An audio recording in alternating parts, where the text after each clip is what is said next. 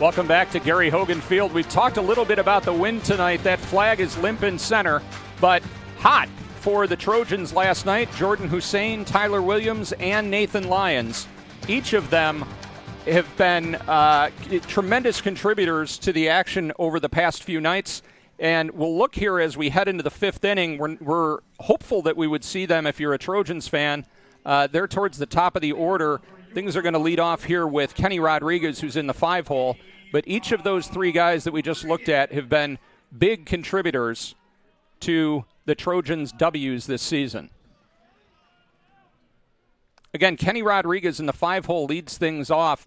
The fifth inning has been the money inning for the Trojans the last three games, both at Arkansas when they were in Fayetteville earlier this week, as well as last night here at home against the Jaguars.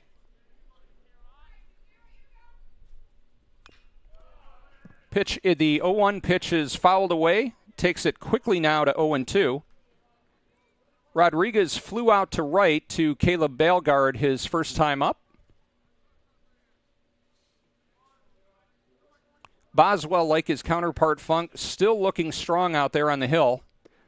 They get way away. As you could see in our shot there, the catcher, Reed Powers, was set up outside of the catcher's box, well over into the left-handed batter's box. Here's the 1-2. Topped foul.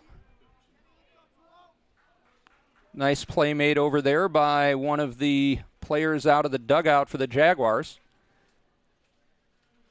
Count remains 1-2. Defense plays Kenny straight away. Fouled straight back. Went off of Powers' glove, but was too high for him to be able to field cleanly. And the count remains at 1-2. We've seen a couple of good deep at-bats from guys so far this evening where Trojans batters have fouled multiple pitches off with 2 strikes. That one comes in low, evens up the count at 2-2.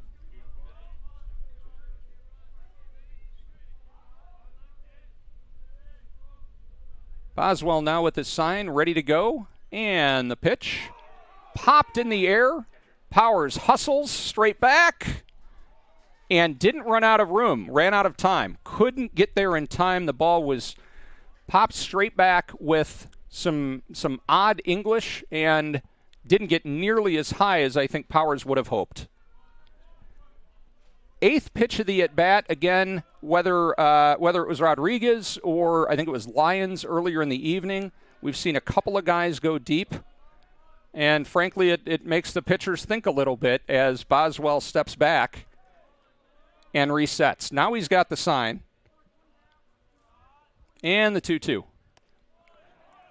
Fouled off. I actually thought that hit him. It didn't. It ticked off of Powers' glove and deflected off over towards the Jaguars' dugout. And that'll take the count full.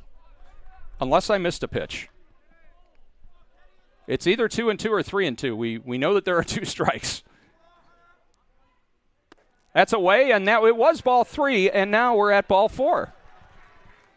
So that is a very well-earned walk on a very quality at-bat by Kenny Rodriguez. The senior worked the count deep, and that'll give Dickerson a chance to come to the plate and potentially make a little bit of bingo happen. We've seen Dickerson with nobody on base. He's been shaded very heavily towards the right side. Obviously now with a runner on base, that opens some gaps up for him. The second baseman, Stokes, is really beyond the 45-foot mark. He's over closer to the first base line than he is towards second base. The shortstop is shaded, Santi Montiel, shaded over towards the bag. He'll take the throw, but we've got big gaps up the middle and between shortstop and third base here for Dickerson to potentially hit through. There's a curveball that's hung on to way too long for ball 1. You know, I think about in the days before I was going to say in the days before charged offensive and defensive conferences, after that walk is when you might have expected a catcher to go out and have a discussion with his pitcher. And then certainly after that first ball, which missed badly, I would have expected the catcher to come out. In the days where you have conferences that are a little bit more of value, I expected the catcher to stay home. But again, we do get the Jaguars pitching coach coming out of the dugout to have a discussion with Bowman, basically saying, hey, settle down. You've only thrown 65 pitches so far. You're looking strong. I hope you're feeling strong. Let's get back to what has been working. Get us a ground ball, get us a double play, and get us a couple of outs here.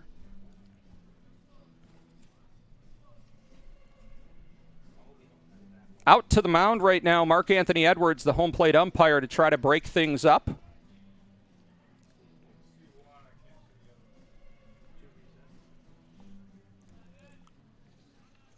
Up in the pen, looks like it's Tyler Perez. He was up last night. Perez did not actually see action, but he was up in the pen for a stretch last night. As we resume action here, 1-0. That's driven deep by Dickerson. That's got a shot. That's gone. That is how you recover from a bad night last night. Number 7 looking like a kid out of Oklahoma, driving that ball like Mickey Mantle over that right field fence. Puts a charge into this crowd, puts a charge into this dugout, and puts a charge into Little Rock as they now lead it 2-1. A lot of smiles there in the dugout as he's congratulated.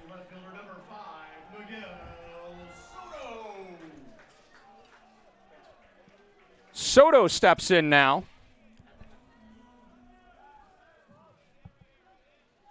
And when you think about, as a pitching coach, when you come out and have a discussion with your pitcher, one of the things that you're thinking about is, hey, let's get a strike here. What you're going to see is, well, he got a strike. In that strike, Dickerson drove deep into that net over the right field wall. That's blooped into center field. Solid jump out there by Sandel, but you can't really place it any better than Soto just did. So 2 consecutive hits on the heels of a walk. We might be seeing Bowman's time coming to an end here. Soto now on first. First baseman Kobe Barnum steps in. Barnum at .241 on the season. Grounded out to second base his last time up. Bowman obviously looking to try to get a ground ball here.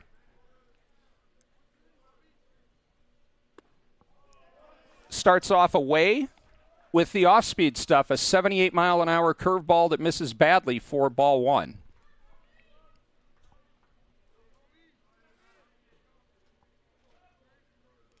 1-0 delivery over the outside corner. Another off-speed pitch, 80-mile-an-hour. Looked like that might have been the straight change or the slider straight change to even things up at 1-1.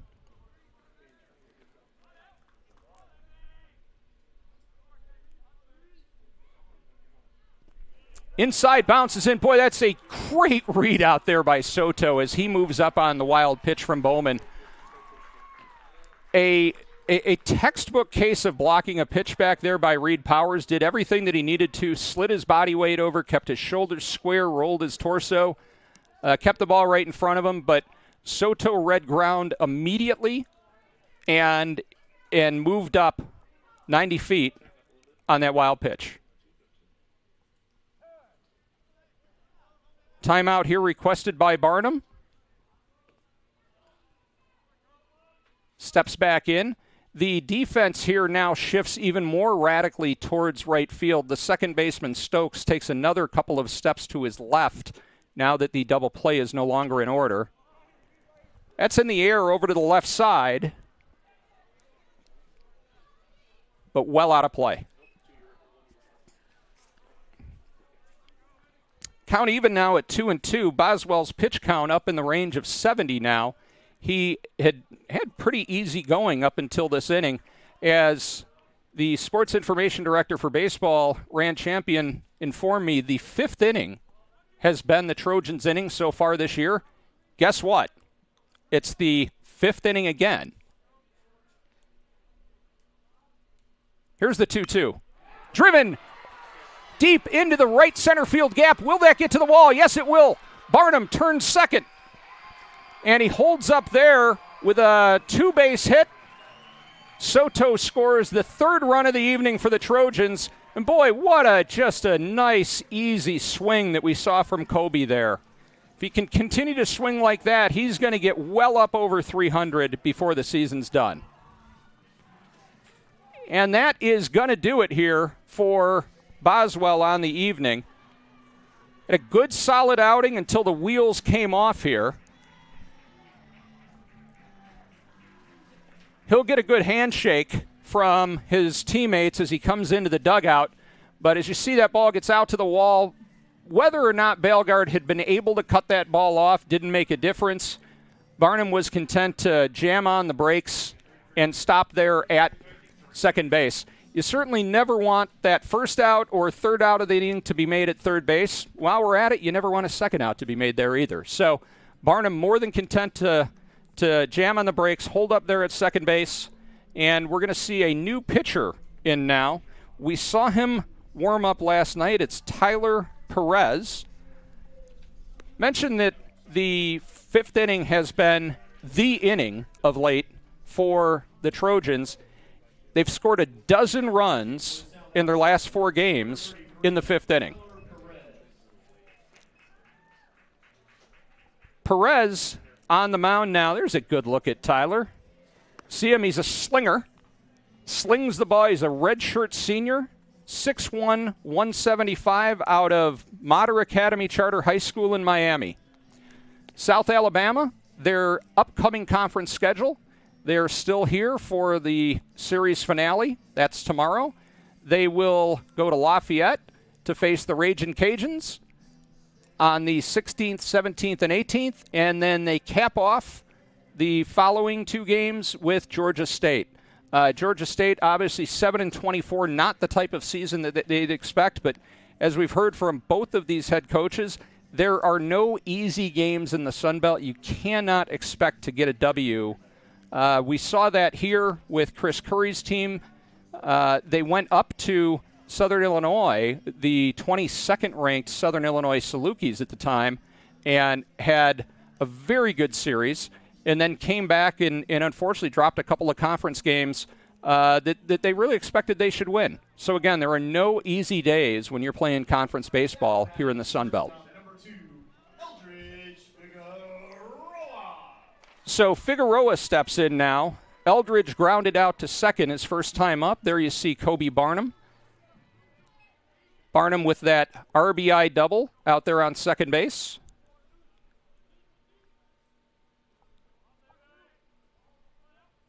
First pitch now from Tyler Perez, forthcoming.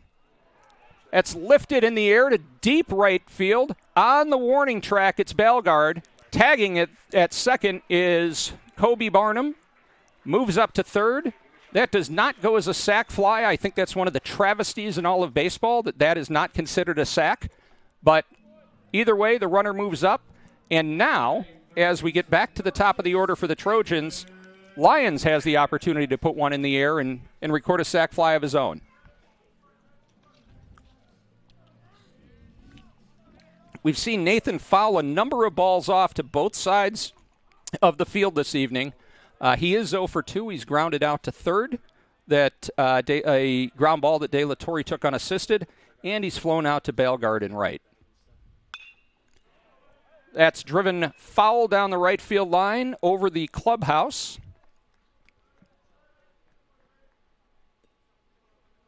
Infield is in here, as you would expect in a 3-1 ball game. Jaguars, a team having all kinds of trouble generating offense, can ill afford to give up runs at this point in the ball game. Perez delivers that one down low, and the count is even now at 1-1.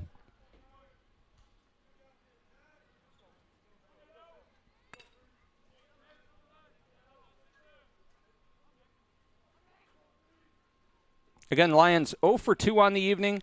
Had a couple of base knocks last night. Trojan fans are looking for another one here. This is obviously a much different look if you're a Trojan batter the release point that you're seeing and the movement that you're seeing out of Tyler Perez as a sidearmer versus what you saw out of Bowman earlier in the ballgame.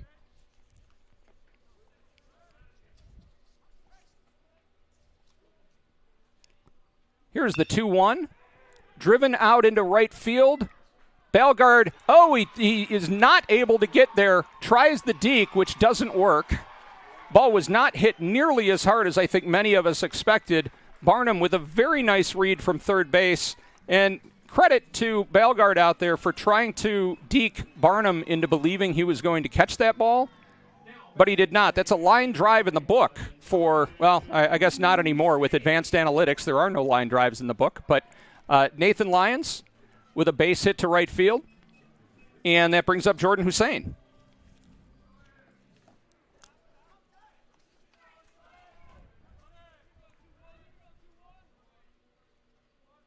Here's the pitch. Runner goes. Hit and run successfully executed. And Lyons must have gotten deked at second base. All I can figure is that Santi Montiel gave an excellent deke at second base, because on the hit and run, very well placed ball by Hussein into that gap with the second baseman moving over towards the bag. But putting on the brakes at second base was Lyons. No harm, no foul, I guess. You've still got runners on first and second with just one out, and your three-hitter in Tyler Williams at the plate.